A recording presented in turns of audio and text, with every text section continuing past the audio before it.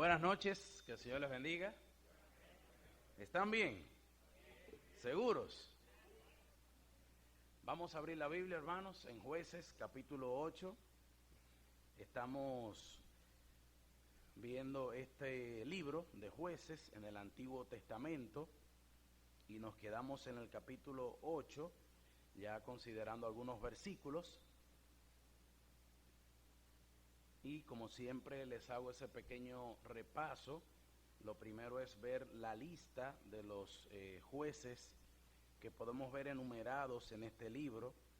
Son un total de 12 jueces y siempre es bueno tener esos datos a la mano para esas competencias bíblicas quizás, y hasta para uno mismo también, saber qué tanto uno conoce.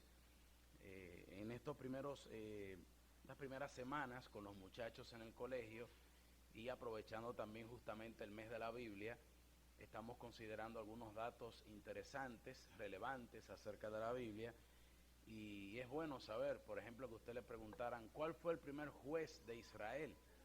Usted tiene que saber eso. O cuántos jueces se mencionan en el libro de los jueces, cuántos hijos tuvo Gedeón, por ejemplo, lo vamos a ver hoy. Y son de datos y detalles que hay que tenerlos para que no nos agarren ahí medio fuera de base, y que aunque en los jóvenes es que tratamos más con eso, no esos datos a nivel competencia, pero uno como adulto no está de más saberlo.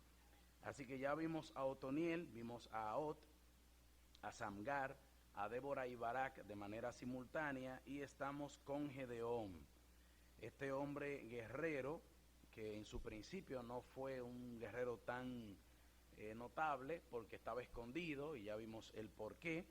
Realmente Israel estaba siendo atacado por diferentes enemigos. Ellos se alejaban de Dios.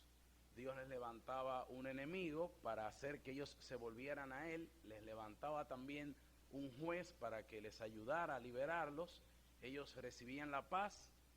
Ese juez se iba y volvían otra vez a la misma situación de apostasía y de alejarse de Dios. Entonces, ya hemos visto cómo fue la victoria de Gedeón con los 300 hombres de un ejército ya numeroso que tenía. Y en esta división del capítulo 8, del 1 al 3, pudimos ver cómo Gedeón manejó la situación con los de Efraín, buscando la paz y no debatiendo con ellos. Pudimos ver también del 4 al 21 cómo fue la persecución del ejército de Gedeón y de la ayuda también de otras tribus para perseguir a los madianitas.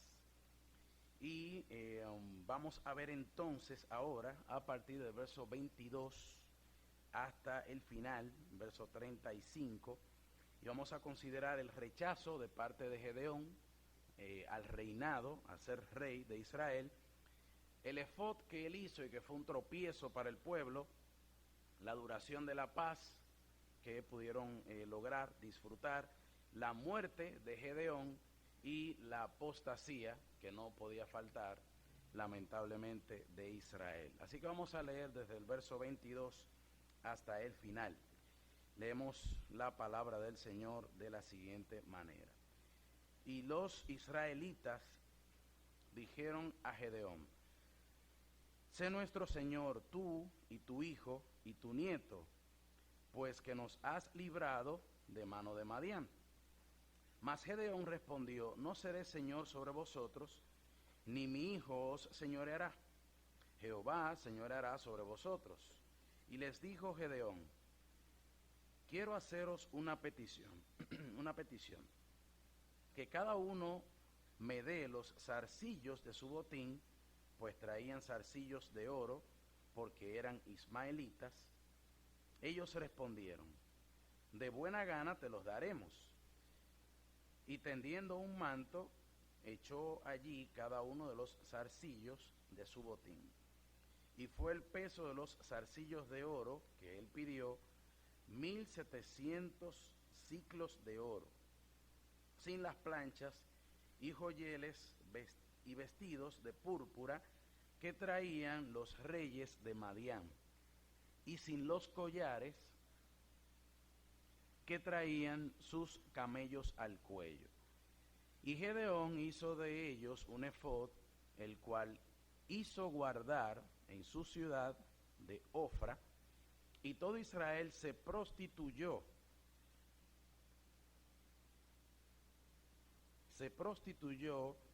tras de ese efod en aquel lugar, y fue tropezadero a Gedeón y a su casa.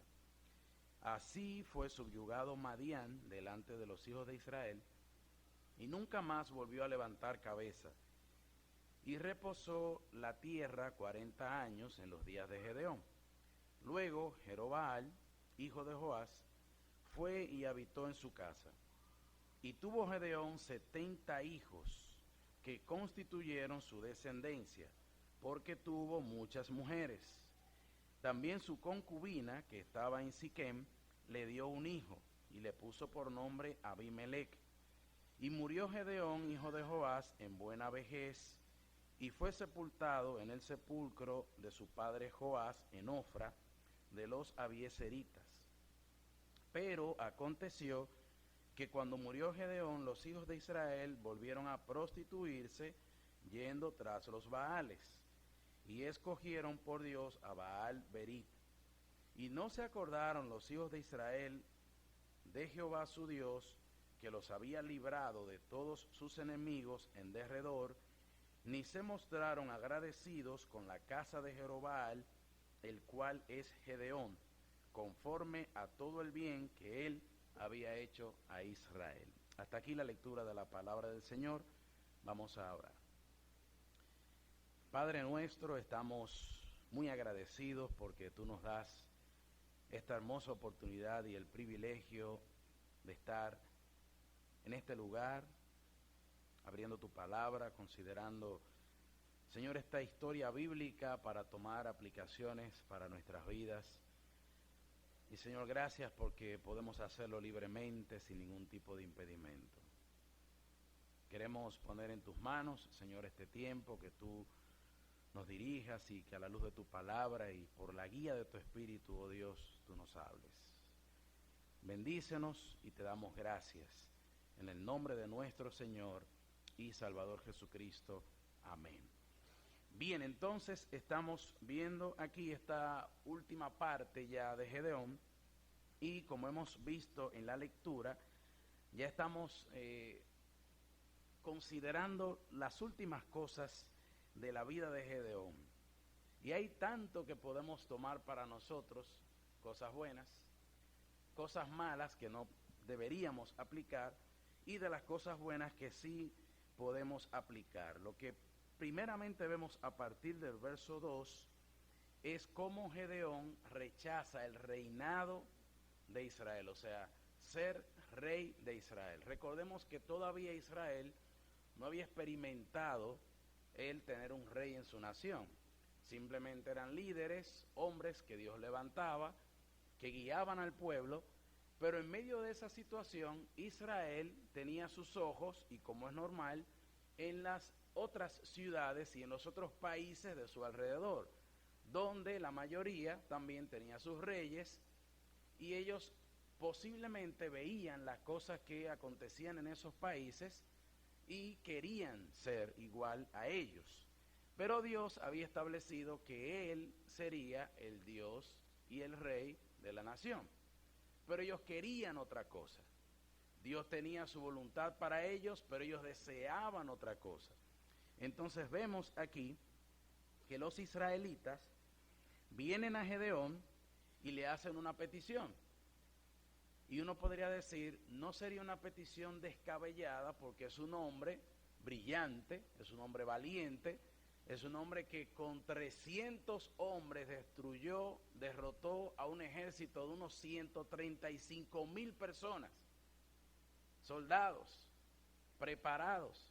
Pero el tema es que nosotros mayormente miramos al líder, miramos al hombre, pero no vemos muchas veces quién está detrás del líder, quién es el que respalda al líder, quién es el que usa al líder, quién es el que le da el poder, la astucia, la habilidad, la sabiduría y la gracia al líder, y es Dios. Y el pueblo estaba quitando la mirada de Dios y estaba mirando al hombre. estaba mirando a Gedeón. Gedeón entonces le da una respuesta a ellos. Miremos la secuencia de la petición.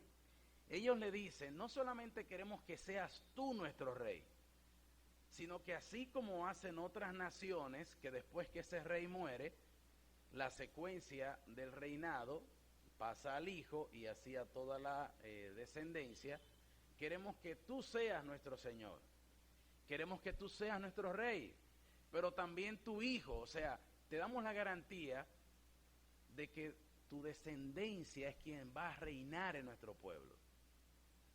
Vas a ser tú el rey y cuando tú no estés, pues tu hijo va a ser el rey.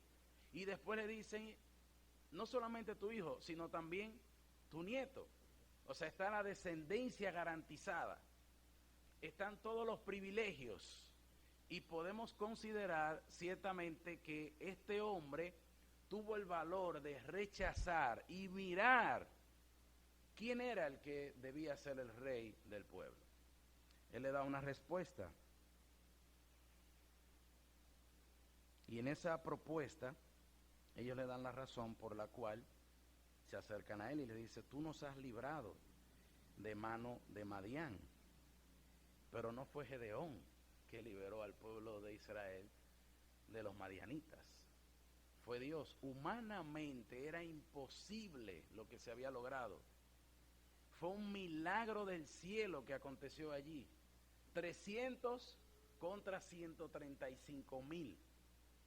Eso no cuadra en ninguna de las teorías ni en ningún plan de ataque, de guerra. Eso no cuadra en ningún lado. No había forma. Y aún así, viendo el milagro, ellos seguían viendo al hombre. Gedeón no titubeó, inmediatamente respondió, no seré, versículo 23, Señor, sobre vosotros. Y si por si acaso, no solamente yo, ni mi hijo tampoco, no sé mi nieto, pero ni mi hijo tampoco. Y yo espero que mi hijo también le diga a su hijo, al que sería el mayor en la secuencia del reinado, que él tampoco va a ser el rey. Inmediatamente rechaza. Ahora, el rechazo de Gedeón no es porque él no fuera incapaz de ser rey, porque había mostrado todos los dotes de ser un gran líder, aun cuando en su principio no fue así, sino que él rechazó porque él tenía bien claro, Gedeón tenía bien claro quién había logrado la victoria y por medio de quién es que el pueblo había sobrevivido hasta hoy. Él sabía que Dios debía ser el Señor de Israel. Él sabía que Jehová debía señorear sobre el pueblo. Dijo que su hijo no sería el rey del pueblo, pero lastimosamente no sucedió así. Porque había un hijo por ahí, y ahí está el dato ganchoso de la historia en cuanto al dato de la cantidad de hijos que tuvo Gedeón. Cuando usted ve que tuvo 70 hijos en el versículo 30, aquí nos está contando otro hijo que él tuvo con una concubina, o sea que él tuvo 70 más este otro que aparece más adelante en la escena y que hará desastres. Haría desastres, cosas increíbles, cosas abominables haría en medio del pueblo. Pero vamos a seguir la secuencia.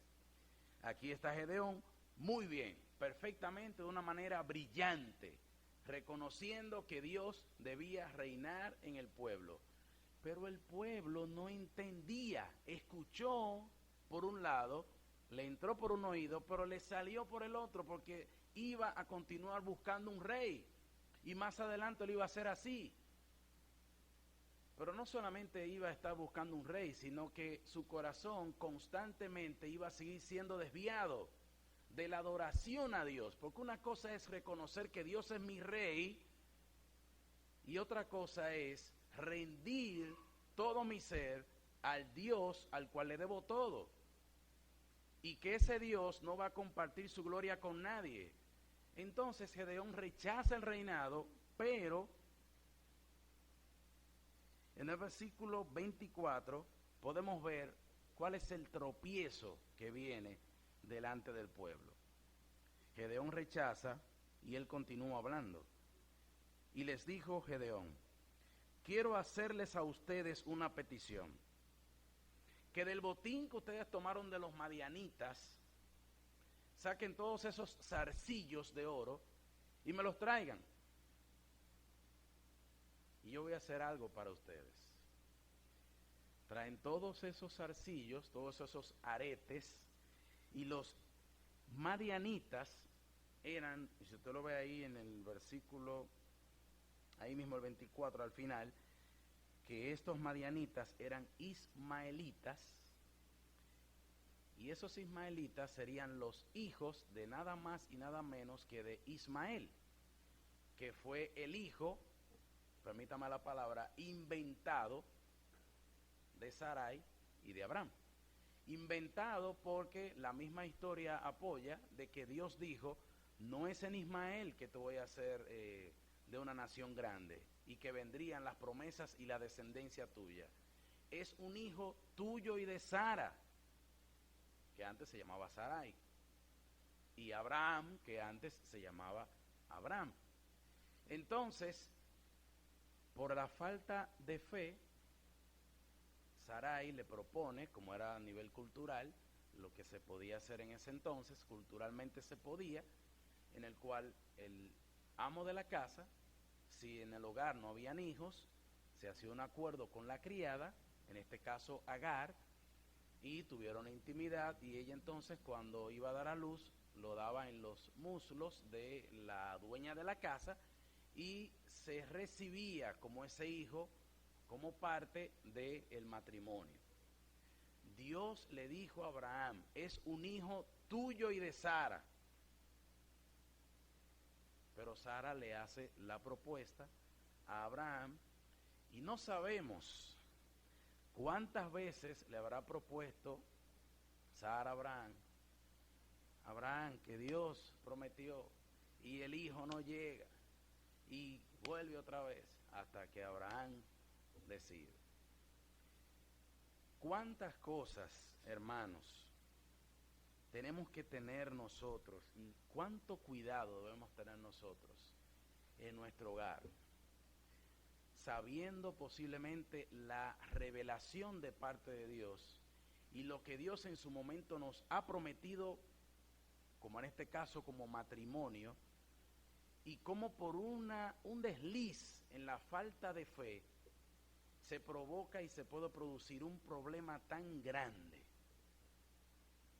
Yo recuerdo que hace muchos años, y lo he compartido a veces así de manera jocosa con algunos amigos y hermanos, que un profesor en el instituto dijo: miren, cuando ustedes se casen, o si hay matrimonios aquí, en la mayoría de los alumnos eran muy pocos los matrimonios y la mayoría éramos solteros, y él decía: cuando ustedes se casen o si hay un matrimonio aquí, si ustedes van a hacer algo y los dos no están de acuerdo, mejor no hagan nada. Porque si hay uno de los dos que no está de acuerdo y usted se lanza aún no estando de acuerdo a la otra persona y eso sale mal, mire, usted no se va a librar la vida entera suya. Y más si usted es el hombre y es la mujer que le dijo que no y usted se lanzó y se fue, mire, se va a pasar la vida entera la mujer suya diciéndole: yo te lo dije. Yo te lo dije. Y cada vez que eso explote, yo te lo dije. Pero si es en acuerdo que nos vamos de cabeza, nadie se va a echar la culpa a nadie, porque los dos estuvimos de acuerdo, vamos aguantando la hora. Pero si fui yo que me fui adelante y el otro no estaba de acuerdo, mire, eso es un pleito casado la vida entera. El Señor tendrá que hacer un milagro para que borre la mente de hasta que la muerte lo separe.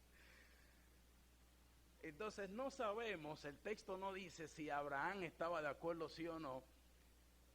Y como dije hace un momento, no sabemos qué tanto insistió Sara en este asunto, pero no era la voluntad de Dios. Y eso trajo problemas. Estamos a esta altura de la historia y ya había problemas. Israel tuvo que pelear con los madianitas, que eran los ismaelitas, descendientes también de su mismo padre Abraham, que ellos demandaban, y aún hoy en día, los descendientes de Ismael hoy demandan la tierra de Israel, y ellos dicen que son los que deben obtener la promesa de parte de Dios, porque Él fue primero. Pero Dios dijo que no, que la promesa es por Isaac. Ese es el hijo de la promesa. Y todavía hoy hay gente muriendo y sangre derramada por esa situación. Entonces, caemos a la historia, traen los aretes de oro que tomaron del botín de la guerra y se recoge aproximadamente, para trasladárselo en nuestra medida de peso, 60 libras de oro. Eso es lo que equivale a 1.700 ciclos de oro. 60 libras de oro. Eso es mucho. Hay mucho dinero ahí. Entonces, allí está Gedeón, y de ese oro hace un efod. El efod era de uso exclusivo del sumo sacerdote y era parte de esa vestidura. Posiblemente lo tengo ahí está. Hice una imagen de eso. Iba en la vestidura en el centro. El sumo sacerdote lo usaba. Dios fue quien estableció que debían usar los sumos sacerdotes eso como parte de su vestimenta para presentarse delante de Dios, y tenía que ser tal cual como Dios había dicho.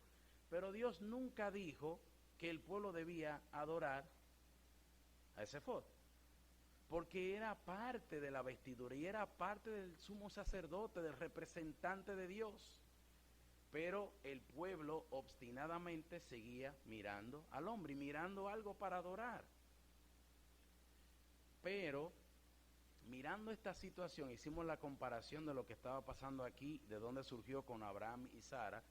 Lo mismo pasó también cuando Moisés sube al monte a hablar con Dios. Aarón se queda con el pueblo se desespera y el pueblo dice: pero ¿dónde está el que nos libró y que nos sacó de Egipto? Nosotros necesitamos un Dios a que adorar. Bueno, pues Aarón dice: tráigame el oro que ustedes tienen, y forma entonces un becerro de oro. Una situación muy parecida. Habían pasado unos 400 años desde ese momento de Moisés hasta este momento, y las cosas se estaban repitiendo idénticamente. El pueblo desviándose a la adoración del Dios que merece la adoración. En su momento adorando un becerro de oro, como habían visto en Egipto, y acá podrían decir: bueno, no estamos adorando algo que esté fuera de Dios, estoy adorando algo que Dios dijo que realmente es parte de la adoración, que pertenece al sumo sacerdote, pues vamos a adorar eso. Y comenzaron a desviarse, adorando a este efod. Allí vemos entonces que toman esos zarcillos, sin contar los vestidos púrpuras que traían los reyes, los collares. Miren, hasta los camellos tenían collares. Mire usted todo lo que habían recolectado de todo el botín. Entonces Gedeón, verso 27, hizo el efod, el cual hizo guardar en su ciudad, y todo Israel se prostituyó tras ese efod. Dejó a Dios y comenzó a adorar a ese objeto. El pueblo quitando la mirada de parte de Dios. Y esto entonces fue un tropezadero, no solamente para el pueblo, sino que también fue un tropezadero para Gedeón y para su casa. Un hombre que tomó una decisión brillante y que luego entonces se olvida. Eso es para pensar. La Biblia, cuando vemos a los hombres y a las mujeres de Dios narradas en las historias bíblicas, vemos también las virtudes de ellos, pero vemos también los fracasos de ellos. Y esa es una de las cosas también que uno puede usar como una de las características que muestran a la Biblia como un libro que no puede ser de autoría humana, porque del hombre, tanto del escritor o de la historia bíblica que se narra, se muestran las dos cosas, lo bueno y lo malo. Si yo estoy escribiendo de mí, quizás haciendo una autobiografía, una biografía de mí, mayormente yo voy a resaltar que las cosas buenas y lo malo lo voy a tapar por ahí y lo paso como por encima, pero la Biblia da detalles de todo, las cosas buenas, las cosas malas. Es una característica de que este libro realmente no es una de ellas, ¿no? No es de autoría humana. Entonces, cuando yo miro esto, hermanos, a mí me da miedo. Me da miedo porque uno puede en un momento en la vida andar de una manera espectacular. Pero llega un momento que uno como que, no sé, se le va el sentido, se le puede ir el sentido. Constantemente uno necesita buscar la sabiduría y la gracia de Dios cada segundo. Porque usted puede venir en un momento en su vida bien y hay un desliz. ¿Cuántos hombres de Dios que son un referente? Usted puede ver muchas historias de hombres hoy, hombres de Dios hoy, que han sido usados tremendamente por Dios y en un momento en su vida, en el peor de los casos, ya hoy no están entre nosotros. O algunos de ellos han comenzado a enseñar otras cosas. O algunos de ellos incluso hasta su familia no es un respaldo.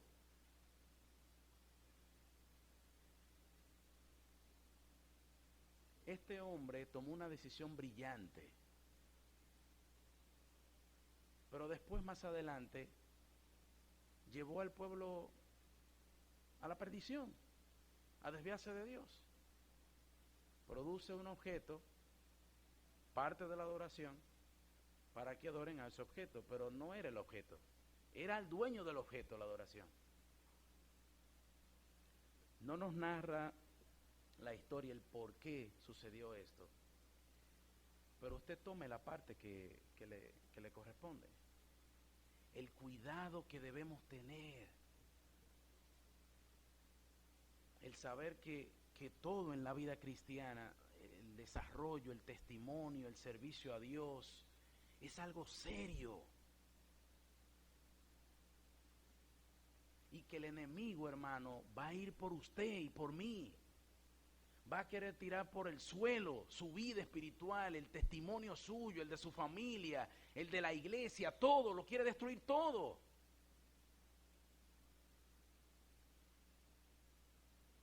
No es un juego la vida cristiana, es la responsabilidad de todos los días, estar cerca del Señor, agarrado ahí del Señor. Señor, dame de tu gracia para este día, vivirlo para ti.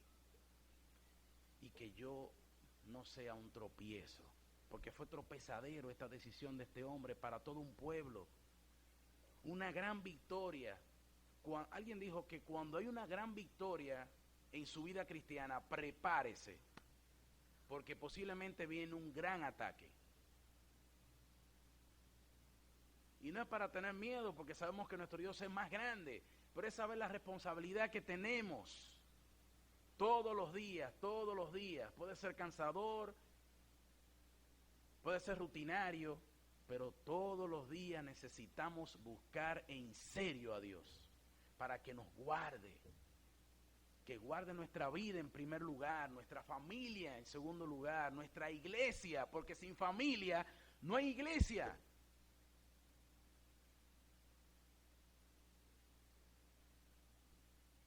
Que guarde todo nuestro entorno. Usted le puede poner el orden que usted quiera, pero que guarde todo nuestro entorno. Nuestros líderes. El diablo va a ir hacia nuestros líderes.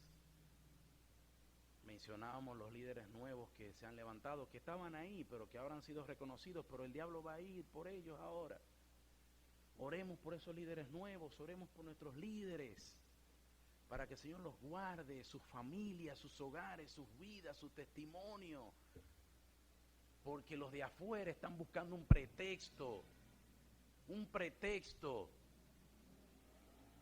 para no estar en los caminos del Señor, es buscando un pretexto solamente, que no es justificable porque cada uno tendrá que dar cuenta delante del Señor, pero que el Señor nos guarde de no ser un tropiezo para otros. Conocer a Dios, conocer su voluntad, lo que Él quiere, y aplicar eso por encima de cualquier otra cosa. La Biblia no puede ser un punto de debate en nuestras vidas, en el sentido de que, pero no, es que dice aquí una cosa, no, pero yo creo que si la Biblia dice así, es así, no es que en un tiempo es así, punto, ya. Mejor es, pienso yo, mejor es hacer un poquito más, que usted faltarle y que después se le llame la atención por lo que usted le faltó, que el Señor le reclame por eso.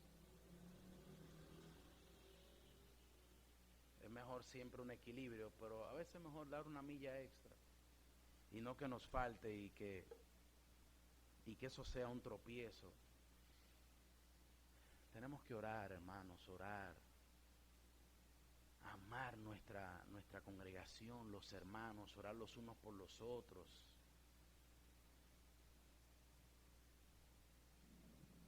Cada matrimonio, ver a los hijos de nuestros hermanos como si fueran los nuestros,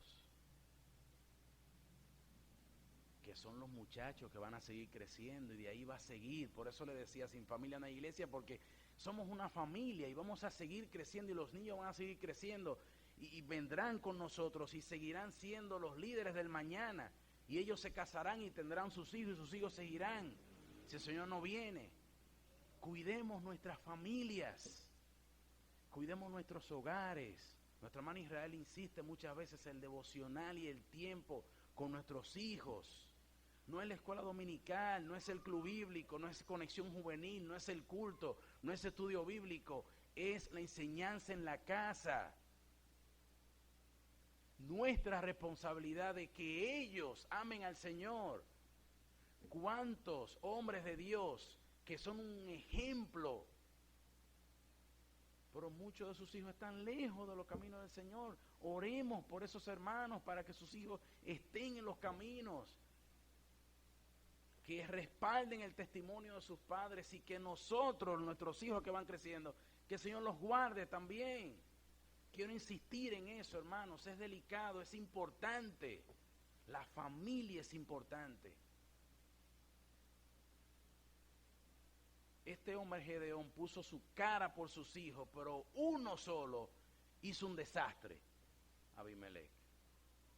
El tiempo de paz, versículo 28, debemos continuar, fue de 40 años, y es el último periodo que usted va a ver en este libro de Jueces, de esa cantidad de años. De ahí en adelante, cuando se levante el siguiente juez, los periodos de paz son menores. Y la nación no iba a volver a tener paz de esta manera, sino que lo lograban, iban a lograr de manera parcial, algunas ciudades, algunos sitios, por poca cantidad de tiempo. Aparentemente ya la paciencia del Señor se iba agotando. Ese círculo vicioso de apostasía, volver a lo mismo, cuando Dios apretaba, ahí entonces volvían y otra vez se alejaban de Dios. Del 29 al 32, aquí vemos finalmente la muerte de Gedeón. Se menciona el nombre de Jerobaal, que es lo mismo, Gedeón, hijo de Joás. Tenía 70 hijos, verso 30, que constituyeron su descendencia porque tuvo muchas mujeres. Rechazó el título de rey, pero vivía como un rey, o como vivían mayormente los reyes, con muchas mujeres. Y de esas muchas mujeres tuvo 70 hijos. Se menciona que tuvo, aparte de esos 70, Verso 31, tuvo también su concubina que estaba en Siquem y le dio un hijo que puso por nombre Abimelec. Grábese bien ese nombre, Abimelec. Ese fue el que hizo el desastre con todo lo que iba a venir más adelante. Murió Gedeón en buena vejez y fue sepultado en el sepulcro de su padre Joás, en Ofra de los Abiezeritas. Y aquí entonces, al morir el líder, el pueblo iba a seguir en sus andanzas. Pero, es un pero grande que hay ahí, aconteció que cuando murió Gedeón, los hijos de Israel volvieron a prostituirse. La misma palabra de ese versículo 33 es la misma palabra que se menciona en el mismo versículo 27. El pueblo se prostituyó detrás del efod. Parece que no le fue suficiente el efod, y ya como Gedeón no está ahí, vamos a fundir ese efod, vamos a tirar todo por la ventana y vamos a volver a lo que nos gusta ahora. Vamos a adorar a Baal Berit. Baal Berit era considerado el dios de la lluvia y el dios de la reproducción, donde se hacían diferentes actos inmorales. Y ahora que el líder no estaba, pues entonces el pueblo se volcó a adorar a ese Dios. Algo había ahí dentro del corazón. Estaban esperando solamente que bajaran las persianas para que vayamos a lo que tenemos que irnos. Los hijos de Israel se fueron detrás de Baal Berit. De todos los dioses de Baal, se fueron a ese particularmente, que era el dios de la lluvia, el dios de la reproducción. Y de esta manera entonces no se mostraron agradecidos para con la casa de Gedeón, que es Jerobbaal, conforme a todo el bien que Dios había hecho a través de Gedeón. Somos de memoria corta, olvidamos. No reconocieron que era Dios, y aquí había una falta de lealtad. Una falta de lealtad, una falta de fidelidad. Nuestro hermano Israel hablaba en su último estudio de qué difícil es encontrar en estos tiempos a una persona que sea fiel. Así como el ser una persona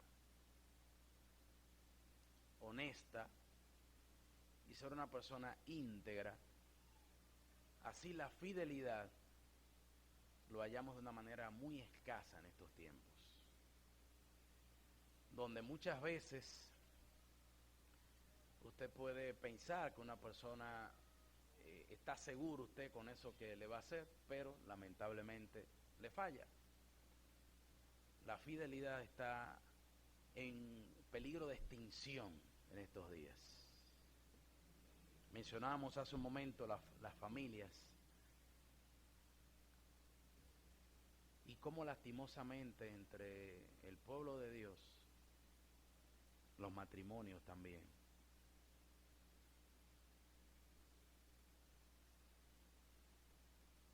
están siendo muy atacados.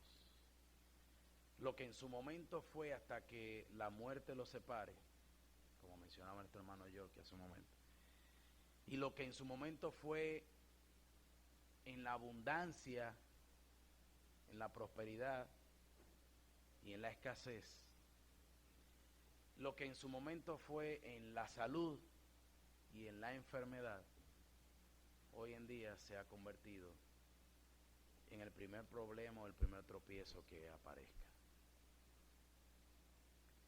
Y hoy podemos ver que muchas personas prefieren no tomar ese compromiso porque es mejor algo light, más o menos, para probar, ver cómo pasa, cómo sucede.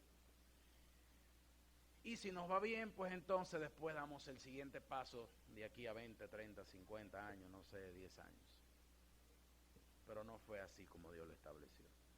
Por tanto, dejará el hombre a su padre y a su madre, se unirá a su mujer y será una sola carne. Entonces, no solamente en el matrimonio, en todas las áreas, la fidelidad está en peligro de extinción. Este pueblo no fue la excepción. Se olvidó totalmente de la fidelidad a Dios.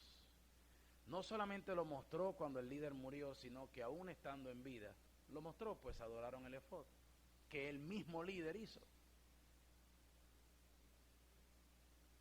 No sabríamos a quién culpar, no es la intención, pero lo que sí podemos ver es que el pueblo no terminó bien.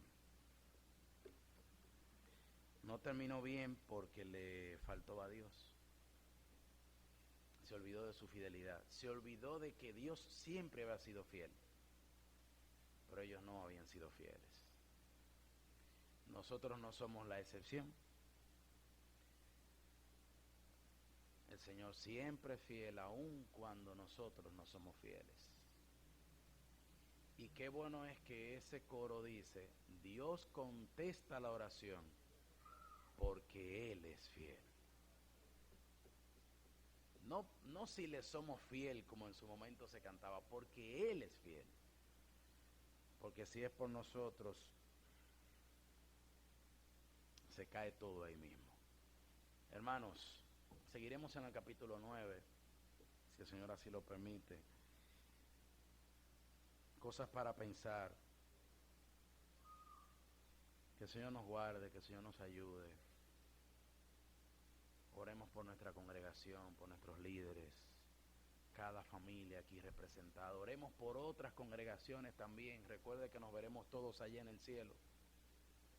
Todos los que hemos creído en Cristo como nuestro Salvador, solamente en Cristo, compartiremos la patria celestial que un día Él fue a preparar para cada uno de nosotros. Y Él desea hallarnos fieles. Pero aun cuando le fallamos, Él siempre tiene una oportunidad para nosotros. Oremos los unos por los otros, por cada congregación, por cada familia, por nuestros líderes, para que el Señor nos guarde, nos proteja, que glorifiquemos su nombre, que no nos confiemos de que si en un momento va bien, no sea que el enemigo nos sorprenda. En su momento Pedro estaba muy bien. Señor, aunque todos se vayan, yo nunca me iré. Yo voy a estar ahí contigo. Pedro, ya el enemigo, Satanás, ya me pidió para zarandearte hace rato ya. Pero yo he orado por ti para que tu fe no falte. Tenemos a un Dios grande que está de nuestro lado y nosotros estamos de su lado. Así que miremosle a Él, no en el entorno, nuestras miradas en Él, buscando glorificarle siempre. Oremos. Padre nuestro, Señor amado, te damos gracias. Señor, te damos gracias por tu palabra y te pedimos, oh Dios, que lo que hemos considerado en esta noche, Señor, ya sea lo que nos corresponde a uno o corresponde a otro, Dios, que seas tú obrando en cada uno de nosotros y poniendo esa inquietud en lo que tú necesitas que nosotros consideremos para nuestras vidas. Señor, bendice nuestra congregación, bendice a nuestros ancianos, cada encargado de ministerio, cada líder, cada hermano que expone tu palabra, cada sacerdote de hogar, oh Dios, cada matrimonio, cada esposo, cada esposa, cada uno de nuestros hijos, los que están en nuestros hogares, los que están, Señor, que están lejos quizá de su hogar, pero que siendo mayores de edad ya han abierto su camino y están desarrollando su plan de vida. Donde quiera que estén, Señor, cada uno, guárdales, bendíceles. Usa, Señor, cada hogar para tu gloria. Que cada hogar, Señor, de nuestra congregación, en cada hogar que haya un hijo tuyo, Dios, que brille en el lugar donde esté, para que sea un faro para alcanzar a los que nos observan.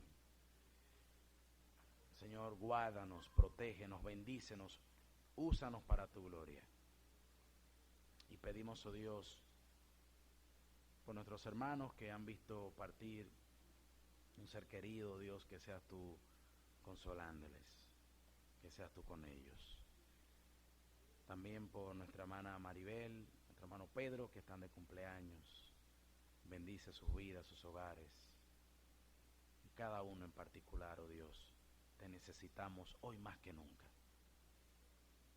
Obra en nuestras vidas. Te lo pedimos en el nombre de Cristo Jesús, Señor nuestro. Amén. Dios le bendiga.